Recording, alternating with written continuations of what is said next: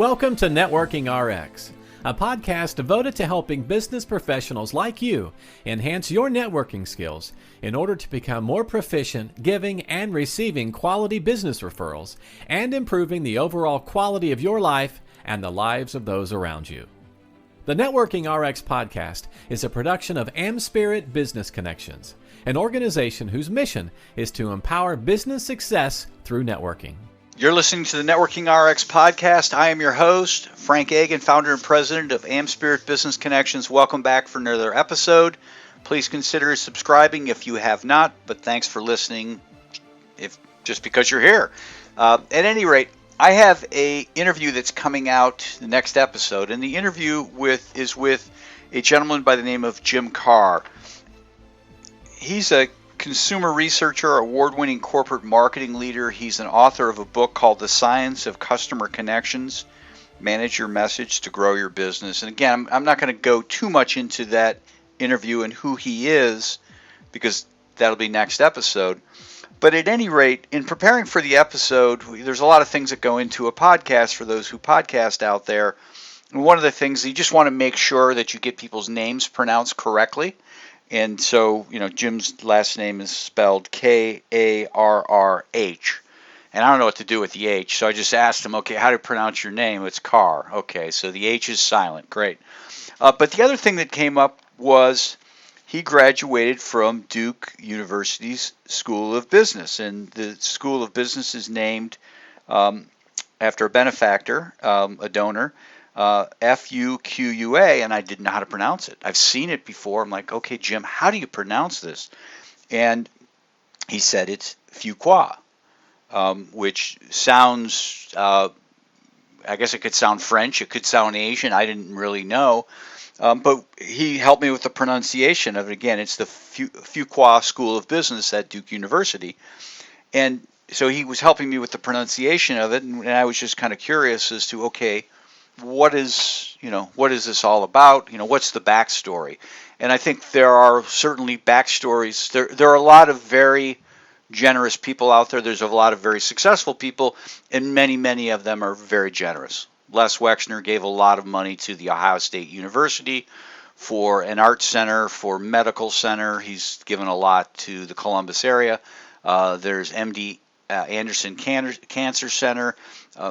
Pretty much if you live in a decent-sized city, there's somebody there that has made a decent amount of money that has contributed back to the school or to the community somehow, some way. And I certainly could do a whole episode talking about the different donors out there and how they made their money and so on and so forth.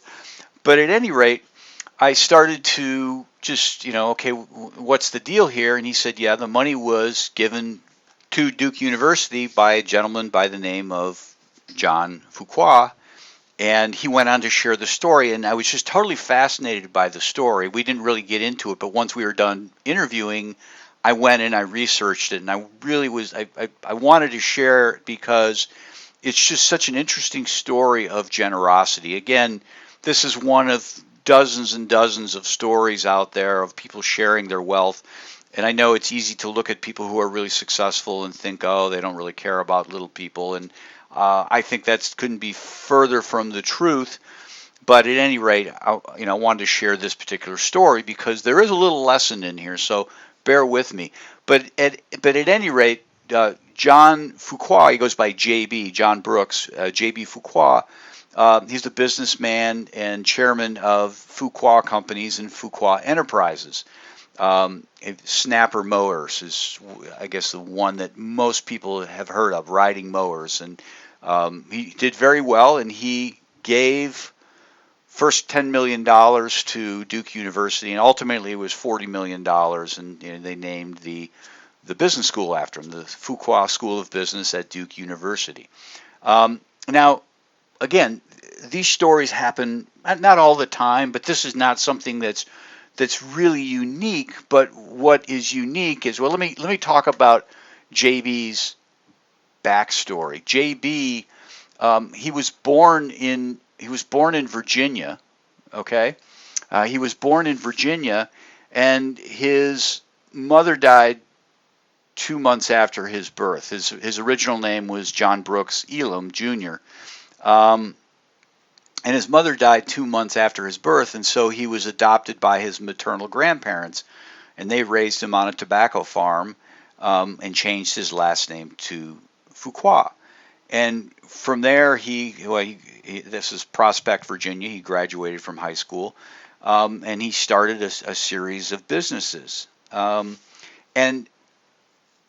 he obviously became very successful. He had an interest in radio, so he started a radio station. He had a conglomerate of various businesses, and they all bore his name. And in fact, at one point, it was interesting. He retired from the business. He passed away in 2006, I want to say. He retired from the business, and he actually paid the business to change its name to take the Fuqua name off there for whatever reason. I don't really know. Thought it was interesting. But he grew up in Virginia. His businesses were largely in Georgia. He graduated high school in Virginia. Duke University, for those who don't know, is in North Carolina. He didn't grow up in North Carolina. He didn't live in North Carolina. He actually lived in Georgia with his businesses. But what would prompt somebody to give $40 million? Now, he didn't go to Duke University. I can't find anywhere that he went to college. He got out of high school, had an interest in radio, started building these businesses, and really started growing things. But what the interesting part of the story is that as an adolescent, I should say, he educated himself by requesting books from Duke University Library to be mailed to him on his farm. And so he credited Duke, the university, their lending program to enable him to learn about business techniques. And so all these years later, he's kind of built himself up into this successful business person, this corporate giant, if you will. Growing up, he never set foot on Duke University campus, but he had this tremendous affinity towards Duke. And when he had amassed this wealth, he just decided he was going to pass at least part of it on to Duke University and allow them to start a business school.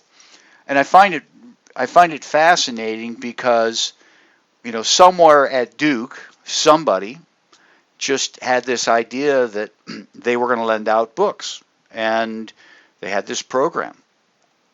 We all, in the internet age, checking out books doesn't happen as often, but it still happens. I go to the library, and the library is crowded. People are there reading books and checking out books, and I prefer to buy books or have books. That's just me, but I know people check out books. But if you're living on a tobacco farm in rural Virginia, you probably don't have access to the types of books that a major research university like Duke University would have. And so they had this program. They were going to lend out books. And John Fuqua, J.B. Fuqua, took advantage of this, and they gave him books. And the interesting thing for me with respect to this is that someone made the decision. Someone made the decision along the line that we're going to make these small little gestures of generosity, if you will, to allow people to have books. And I'm sure over the years, Duke University didn't get back some books. I'm sure the library I go to doesn't get back some books. They're gone for whatever reason. And but they really weren't too concerned about that. They were just trying to uplift people out there. I'm sure when they were sending books to J.B. Fuqua on this little farm I don't know if it was a little farm, but this tobacco farm in Virginia, they didn't really know that it would ever turn into anything. They just want to share books. We've got books here. Somebody's not reading it. Why don't we share it out? We'll likely get it back. We might not, but that's okay. We'll just continue to move on. We'll take our chances. and it really came back to benefit Duke University in a big way. So I think the lesson for me, the lesson for you that I will share is you never know where your small little acts of generosity will come back. You never know who they're going to benefit. Whoever the librarian was made that decision. Literally, coin a phrase from Dr. Rob Bell's book, No One Gets There Alone, planted trees that he or she would never see. Lend that out a book that turned into millions for Duke University, probably never knew it was going to happen, never projected it was going to happen. And, to me, that's fascinating that, we do things, and we should just be doing things and just hoping, trusting in karma, trusting that things will turn themselves back towards us. And in time they do. In time they do, and we just need to trust that it will. So thought that was an interesting story. Certainly ties into professional relationships and business networking, because on this program I encourage generosity and altruism and finding ways to help other people. And you just don't know when that little thing out there is going to turn into something monumental, as the case with the Duke University Fuqua School of Business. In closing, I just want to remind you, if you know of an entrepreneur, business owner, or professional that seems to enjoy networking, they appear well connected and is somewhat involved with a chamber or a professional networking organization, they would be a great person for me to meet. They would be an awesome person for me to meet. As you know, being networked is vital to success, and receiving referrals is the most effective means of generating business. So if you know of such a business professional, work into a conversation this rhetorical question: if you had a choice, would you rather be a renter or the person who owns the building? Now, they'll probably chuckle at the question. They might have to think about it. And they'll somehow indicate that obviously they'd rather be the person who owned the apartment complex than the poor person paying the rent. But when they do, indicate that you're familiar with the franchise opportunity through AmSpirit Business Connections, where they're not just paying to be part of a professional network, but rather they're instrumental in building professional networking groups and profiting from them at the same time. From there, suggest they contact me using the email we provide at the end of the podcast, or better yet, and this would be the best way you could connect me, email them, and then on that same message, copy me. That'll connect the two of us, and I can take it from there. I would appreciate that. Thanks for joining us on the Networking RX podcast. Please put what you've learned into action today, and let us know if you have questions, comments, or ideas for future topics. You can email them to us at podcast@amspirit.com. That's AmSpirit.com. Finally, so you never miss an episode, be sure to subscribe to the Networking RX podcast through iTunes, Overcast, or however you receive your podcasts. Now get out and network with someone. The Networking RX podcast is the copyright production of AmSpirit Business Connections. All rights reserved.